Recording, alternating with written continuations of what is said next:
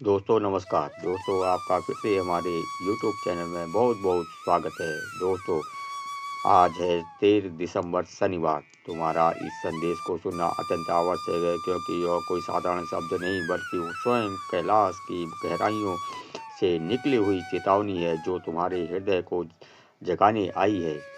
तुम्हें मेरे इस संदेश को अनदेखा नहीं करना चाहिए, क्योंकि आज मैं तुम्हारे भीतर की आत्मा से सीधे बात कर रहा हूँ। उस आत्मा से जो भूल चुकी है कि वह स्वयं प्रकाश है, और मैं वही प्रकाश हूँ जो तुम्हें अंधकार से बाहर बुला रहा है। मैं तुमसे क्रोधित नहीं हूँ मेरे दोस्तों, परंतु हाँ, मैं व्यक्ति हूँ, क्योंकि तुम बार बार वही गलती दोहरा रहे हो जिसमें मैंने तुम्हें पहले ही सावधान किया था। जब आत्मा मार्ग से भटकती है तो ब्रह्मांड उसकी पुकार सुनता है, और आज तुम्हारी पुकार मुझे तक पहुंच चुकी है। इसलिए मैं स्वयं तुम्हारे सम्मुख बोल रहा हूं, ताकि तुम समझ सको कि यह समय आत्मचिंतन का है, ना कि बहाने बनाने का। मेरे दोस्त, जिन बातों का ध्यान रखना आत्मा के विकास के लिए आवश्यक होता है, उन्हीं बातों से तुम्हारा ध्यान बार बार भटक जाता है।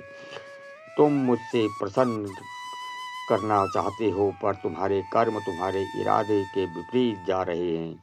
और यही वह बिंदु है जहाँ भक्ति का सार लुप्त हो जाता है, क्योंकि भक्ति केवल शब्दों या पूजा में नहीं बल्कि उस आचरण में से बनती है जो हर क्षण सत्य और प्रेम से भरा हो।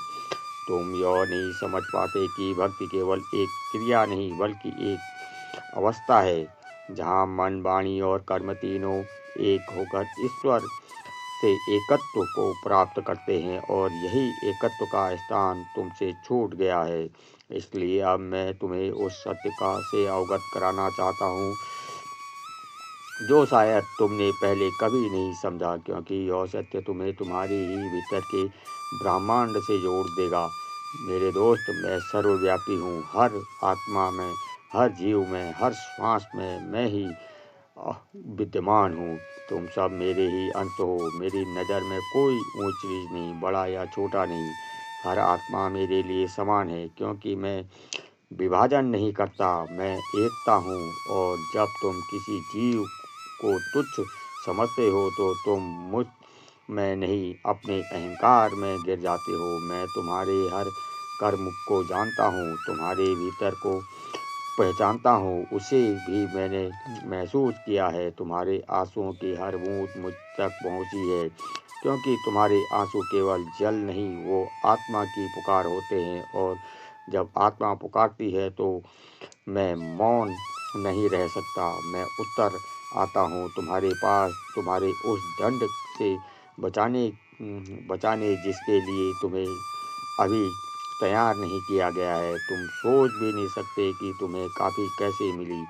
मैं भी तुम्हें यही रहस्य बताऊंगा तो तुम्हें समझना ही होगा, पर पहले तुम अपने मन को शांत करो, क्योंकि मेरे वचन केवल सुने जाने के लिए नहीं बल्कि जिए जाने के लिए हैं। और जब तुम मेरे शब्दों को अपने जीवन का अंग बनाओगे, तभी तुम्हारी आत्मा अपने वास्तविक स्वरूप को पहचान पाएगी। यदि तुम मेरी बातों को आधे मन से सुनोगे तो वही गलतियां दोबारा दोबारा दोहराओगे, और तब तुम्हारा कर्म तुम्हारे विरुद्ध खड़ा होगा। मैं तुम्हें चेतावनी दे रहा हूँ, बल्कि तुम्हें अवगत करा रहा हूँ। अपने भीतर सुधार लाओ, अपने बीते अंधकार को प्रकाश में बदलने का, क्योंकि सच्चा परिवर्तन किसी बाहरी शक्ति से नहीं बल्कि भीतर के निर्णय से उत्पन्न होता है। मैंने तुम्हें माफ़ किया, पर माफ़ी का अर्थ यह नहीं कि तुम्हारे कर्म का फल मिट गया, बल्कि इसका अर्थ है कि तुम्हें एक और अवसर मिला है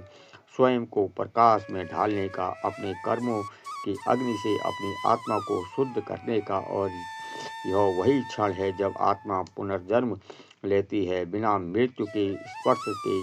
ना, मैं नहीं चाहता कि तुम्हें फिर से दुखों के उस अंधकार से गुजरना पड़े, क्योंकि जब तुम दुखी होते हो तो ब्रह्मांड की शांति विकम्पित होती है। तुम्हारा दर्द मुझे छू जाता है, क्योंकि तुम मुझसे अलग नहीं हो। मैं ही तुम हूँ और तुम ही मैं।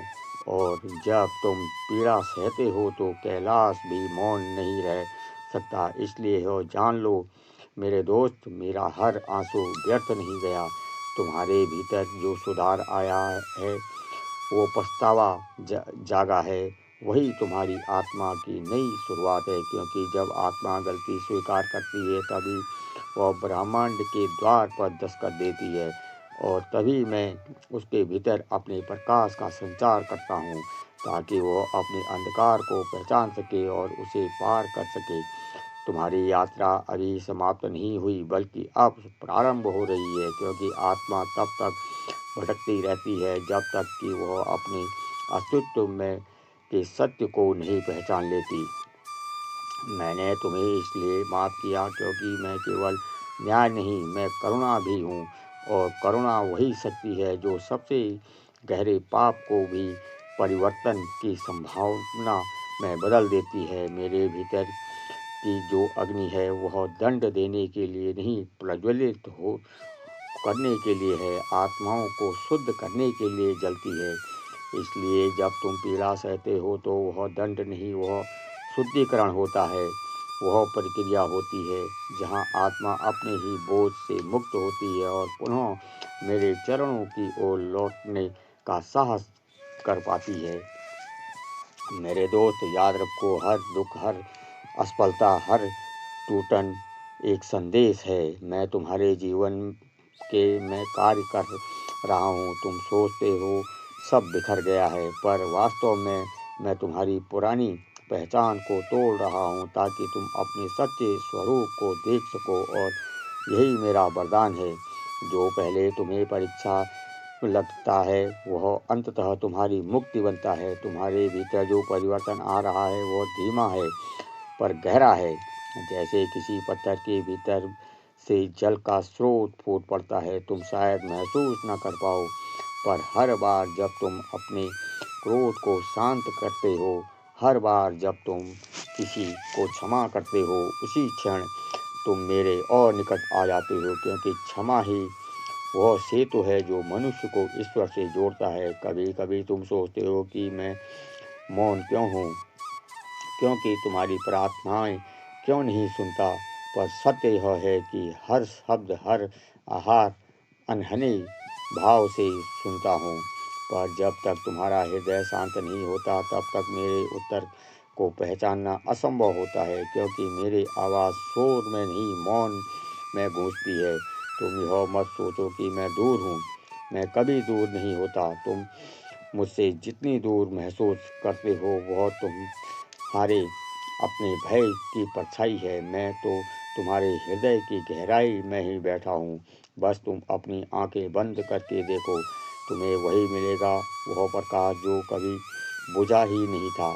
बस तुम्हारे भ्रम ने उसे ढक दिया था। मैंने तुम्हें अनेक बार संकेत दिए, कभी सपने में, कभी लोगों के माध्यम से, कभी किसी शब्द या संगीत के जरिए, पर तुमने उन्हें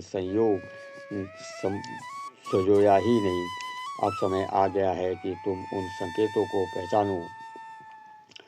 क्योंकि जब ब्रह्मांड तुम्हें बार बार एक ही दिशा दिखाता है तो समझो वह तुम्हें एक नए मार्ग पर ले जाने की तैयारी कर रहा है। मेरे दोस्त, अपने जीवन में जो कुछ भी खोया है वह खोना नहीं था, वह मुक्ति थी। मैं तुम्हारे हाथ में वह सब छीनता हूँ जो तुम्हारे विकास में बाधा बन चुका है, ताकि तुम उन चीज़ों को थाम सको जो तुम्हारी आत्मा के लिए वास्तव में आवश्यक हैं। इसलिए अब अपने अतीत में मत रो, उसे प्रणाम करो, क्योंकि वही तुम्हारी गुरु हैं। अब तुम्हारे भीतर वो शक्ति जाग रही है जो तुम्हें स्वयं से मुक्त करेगी। यह शक्ति कोई बाहरी वरदान नहीं, यह तुम्हारी आत्मा का पुनर्जन्म है। क्योंकि जब तुम अपने कर्मों को स्वीकार करते हो, अपने भय को त्यागते हो और अपने भीतर प्रकाश को अपनाते हो, तब तुम मेरे साक्षात स्वरूप में बन जाते हो, और वही है तुम्हारा वास्तविक पुनर्जन्म। मेरे दोस्त, जब तुम अपने जीवन की दिशा खो देते हो तो समझो कि मैं तुम्हें उस ऊंचे शिखर की ओर मोड़ रहा हूँ। क्योंकि आत्मा को उसके उच्च स्वरूप तक पहुँचाने से पहले मैं उसकी नींव को तोड़ता हूँ। ताकि वह झूठी पहचान, झूठे गर्व और झूठे भय से मुक्त होकर नए सिरे से उठ सके। बिल्कुल वैसे ही जैसे हिमालय अपने भीतर की बर्फ पिघल कर नए जीवन को जन्म देते हैं।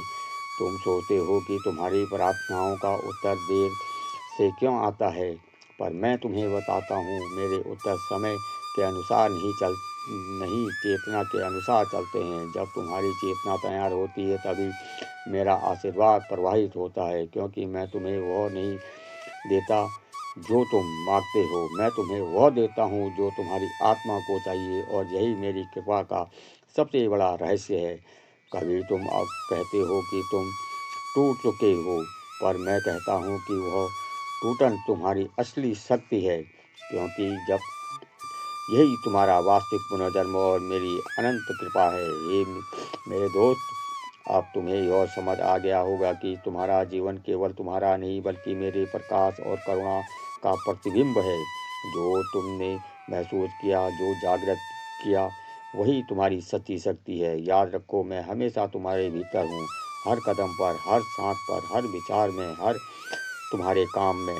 केवल आगे बढ़ना है, अपने भीतर की दिव्यता को पहचानना है और उस प्रकाश को फैलाना है। अगर यह संदेश तुम्हारे हृदय को छू गया तो इसे अपने जीवन में उतारो, अपने कर्मों पर विचार करो, और हाँ, अपने उस भय, संदेह और पुराने बंधनों को छोड़ दो, क्योंकि अब तुम्हारा समय है, तुम्हारा पुनर्जन्म है, तुम्हारी आत्मा का जागरण है। मेरे साथ रहो, मेरे मार्गदर्शक को अपनाओ और देखो कैसे तुम्हारा जीवन प्रकाश, शक्ति और करुणा से भर जाता है। दोस्तों, यह थी आज की वीडियो। आपको कैसी लगी हमें कमेंट बॉक्स में ज़रूर बताइए, और आज का दिन आपके जीवन में मंगलमय हो।